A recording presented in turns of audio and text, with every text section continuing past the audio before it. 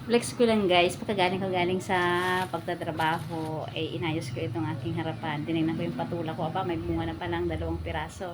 Medyo malalaki na at pwede nang gulayin. Yan po yung tinanim-tanim ko lang at bumuhay at tumaba.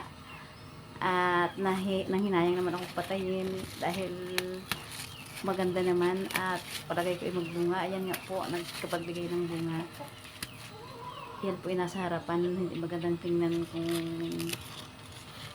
makikita mo, parang nakahambalang ng mga gulayan. Pero po ako hinayang patayin dahil ang dami kong bulaklak na pwede natin pakinabangan. Ayan po, binawasan ko ng dahon para yung mga bunga ay mabilis lumaki. At yun nga po, tinatanggal ko yung mga dahon na malalabad na yan dahil hindi naman yung pagkukunan nila ng sustansya, medyo may edad na. Yan po yung mga bagong bunga o matitignan natin. Ayaw. Yan po yung susunod na mapipitas natin susunod na mga araw.